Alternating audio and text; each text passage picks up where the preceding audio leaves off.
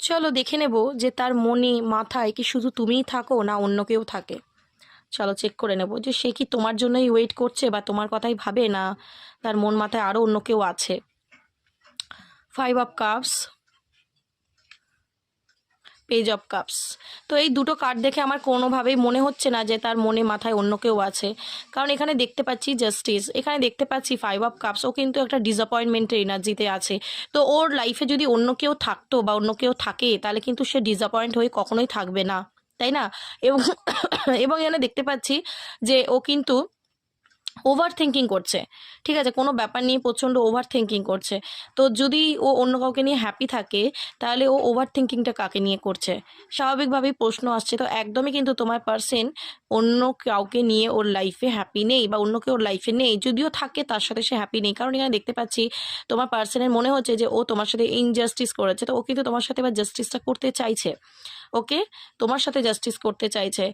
দেখো দেখো, এমন বলবো না যে তোমার পার্সন কোনোদিনই কোনো অপশনস রাখেনি বা অপশনস নেই, হতেই পারে যে সে কিন্তু আগে অপশনস রাখতো, চয়েস রাখতো, কিন্তু আজকের দিনে কিন্তু তোমার কথাই ভাবছে। কারণ তোমার সাথে সম্পর্কটা এন্ড হয়ে যাওয়ার পর ও কিন্তু অনেক কিছু রিয়েলাইজ করছে। ঠিক আছে, এখানে দেখতে পাচ্ছি মিসিং এনার্জিটা তোমার জন্যে। ঠিক আছে, তোমাকে প্রচণ্ড মিস করছে, প্রচণ্ড তোমার জন্য মিসিং এনার্জি রয়েছে, তোমাকেই জাস্টিস দিতে চায়। এবং যদি তোমরা ম্যারিড পার্সন দেখছো সেক্ষেত্রে কিন্তু তোমার পার্সন তোমার কাছেই ফিরে আসতে চায়। ঠিক আছে, এবং তোমাকেই জাস্টিস দিতে চায়। আর যদি ম্যারিড পার্সন তোমরা নাও, তোমার পার্সন কিন্তু তোমাকেই বিয়ে করতে চায়। কেন বলছি, দেখো 4 অফ কাপস এনার্জি এসছে। যদি সে অন্য কারোর সাথে ভালোই থাকবে তাহলে রিগ্রেট বা ডিসঅ্যাপয়েন্টমেন্টের এনার্জিটা কেন আসবে?